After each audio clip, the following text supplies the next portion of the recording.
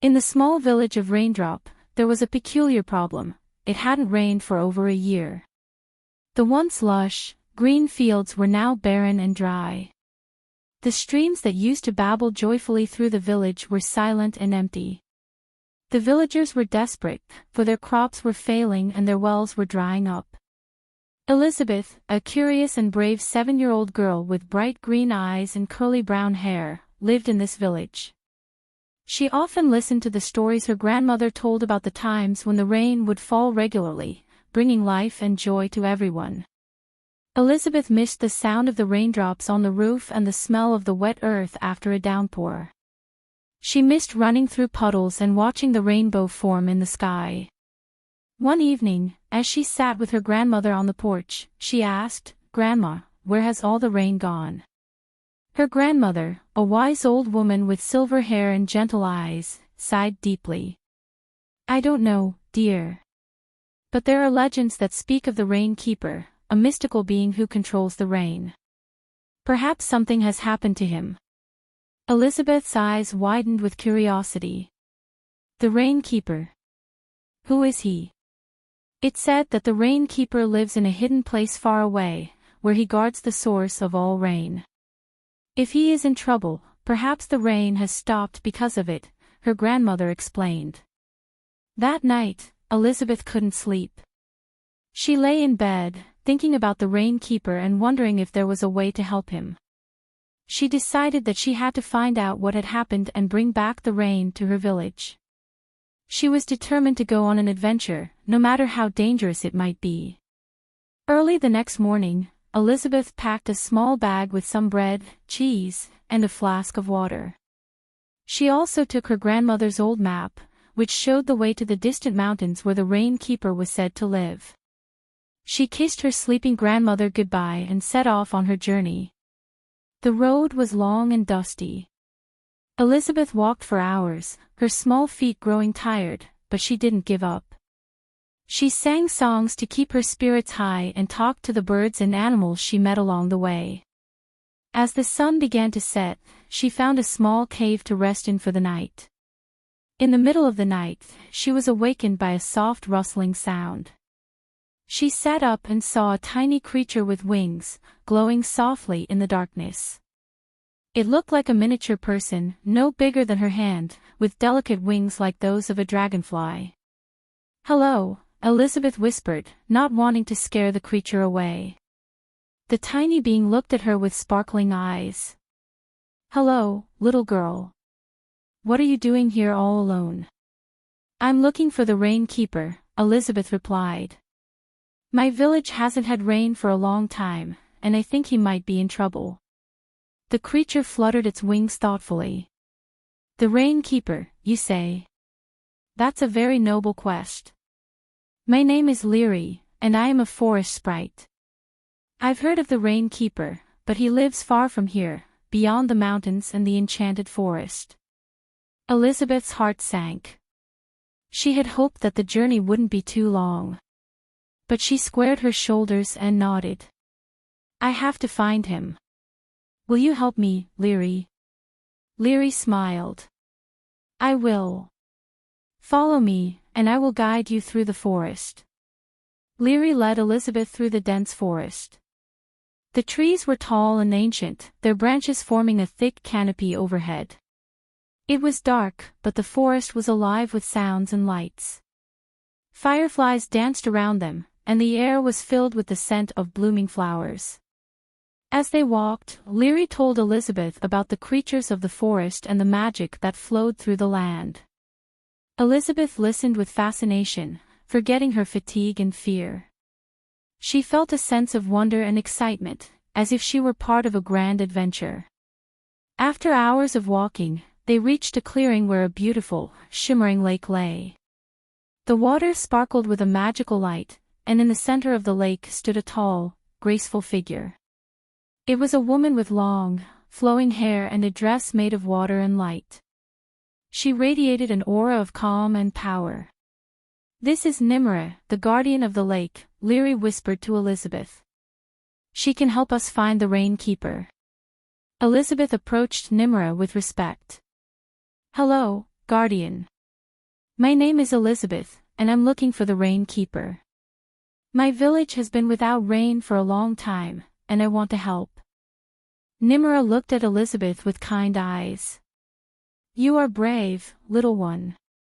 The rain keeper indeed needs help, but the journey to his realm is fraught with danger. Are you sure you want to continue? Elizabeth nodded firmly. Yes, I'm sure. I have to help him. Nimra smiled. Very well. I will give you a gift to aid you on your journey. She raised her hand, and a small vial filled with sparkling water appeared. This is water from the Lake of Serenity. It will protect you from harm and guide you on your path. Use it wisely. Elizabeth took the vial with gratitude. Thank you, guardian. Nimra nodded. Follow the stream that flows from this lake. It will lead you to the mountains. There, you will find the entrance to the rain keeper's realm. Be careful, and may the spirits of the forest watch over you. With renewed determination, Elizabeth and Liri continued their journey, following the stream as it wound its way through the forest and towards the distant mountains. The path grew steeper as they approached the mountains. The air was cooler, and the terrain was rocky and challenging. Elizabeth stumbled several times, but Liri's encouragement kept her going. After a long and arduous climb, they reached the entrance to a dark, narrow pass. Elizabeth hesitated, feeling a sense of foreboding. But she knew she couldn't turn back now. As they ventured into the pass, the walls of the mountains closed in around them. The path was treacherous, with loose rocks and sharp turns. Elizabeth's heart pounded in her chest, but she pressed on, determined to find the rain keeper. Suddenly, a loud roar echoed through the pass. Elizabeth froze in fear as a large, shadowy figure emerged from the darkness. It was a mountain troll, with rough, gray skin and glowing red eyes. Who dares enter my domain? The troll growled, his voice rumbling like thunder. Elizabeth took a deep breath and stepped forward. I am Elizabeth, and I'm on a quest to find the rain keeper. Please let us pass.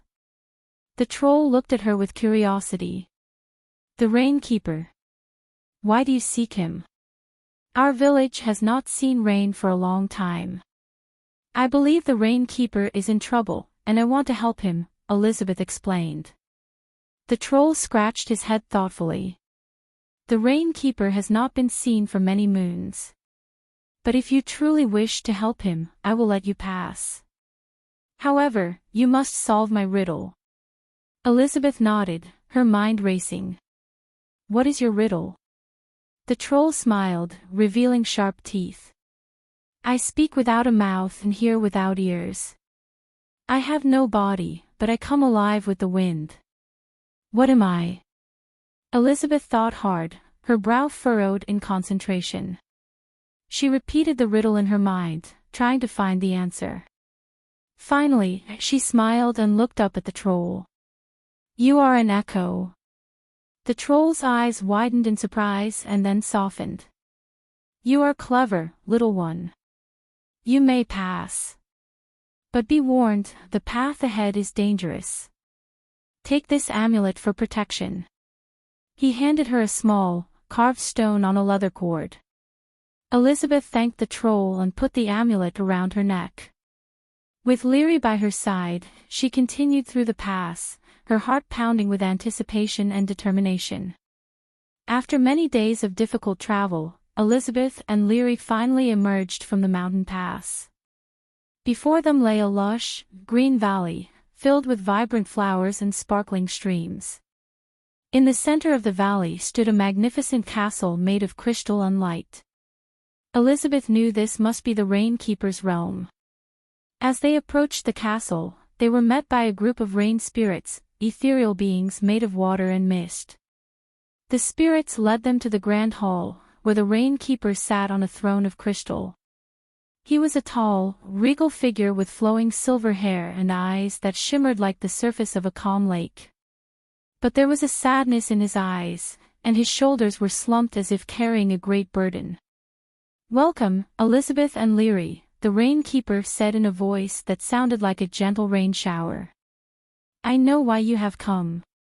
Elizabeth stepped forward, her heart aching for the rain-keeper. "We want to help you. My village needs rain, and I believe you are in trouble." The rain-keeper sighed deeply. "You are right. An evil sorcerer has stolen the heart of the rain, a powerful gem that controls all the rain in the world. Without it, I am powerless." Elizabeth's eyes filled with determination. "Where is the sorcerer? We will get the heart of the rain back." The rain-keeper looked at her with a mixture of hope and doubt. "The sorcerer resides in the Dark Tower, beyond the Shadow Forest. It is a dangerous place, filled with dark magic. But if you are willing to go, I will give you my blessing." Elizabeth nodded resolutely. "We will go. We have to try." The rain-keeper smiled, a glimmer of hope returning to his eyes. "Thank you, brave Elizabeth.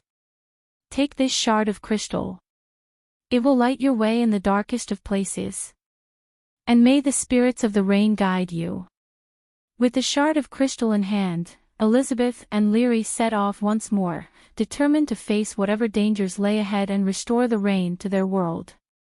The journey to the Dark Tower was long and perilous. Elizabeth and Liri entered the Shadow Forest, a place shrouded in darkness and filled with eerie whispers. The trees seemed to close in around them, and the air was thick with the scent of decay. Elizabeth held the shard of crystal tightly, its light casting a faint glow that pushed back the shadows. Liri stayed close, her wings fluttering nervously. As they ventured deeper into the forest, they encountered all manner of creatures, shadowy wolves with glowing eyes, venomous snakes that hissed menacingly, and twisted trees that seemed to reach out with gnarled branches. But Elizabeth's courage and the light of the crystal kept them safe. After what seemed like an eternity, they finally saw the Dark Tower looming ahead, a tall, black spire that pierced the sky. Elizabeth's heart raced with a mix of fear and determination. She knew that the final challenge lay before them. Elizabeth and Liri approached the Dark Tower with caution. The air around it was cold and filled with an unsettling silence. The door to the tower was massive, made of black iron and adorned with sinister runes.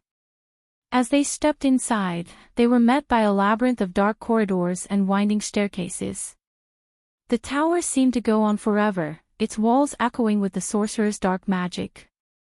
Elizabeth clutched the shard of crystal, its light guiding them through the maze. They encountered traps and illusions designed to confuse and terrify them, but Elizabeth's resolve never wavered. Finally, they reached the top of the tower, where the sorcerer awaited. He was a tall, menacing figure with a cloak of shadows and eyes that burned like embers. "So, you've come for the heart of the rain," the sorcerer sneered. "Foolish child. You will never succeed." Elizabeth stepped forward, her voice steady. "We will, because we must. The rain must return to our world." The sorcerer laughed, a cold, cruel sound. "Very well. If you want the heart of the rain, you must defeat me." The sorcerer unleashed a torrent of dark magic, filling the room with shadows and lightning. Elizabeth held up the shard of crystal, its light pushing back the darkness. Liri flew around the sorcerer, distracting him with bursts of light and magic. Elizabeth focused on the heart of the rain, a glowing gem that hung around the sorcerer's neck. With a burst of courage, Elizabeth charged at the sorcerer. He retaliated with a wave of dark energy, but the shard of crystal absorbed the blow, protecting her. She reached out and grabbed the heart of the rain, tearing it from the sorcerer's grasp. The sorcerer screamed in rage and pain, his form dissolving into shadows. The darkness lifted, and the tower began to crumble. Elizabeth and Liri fled down the collapsing stairs, the heart of the rain clutched tightly in Elizabeth's hand.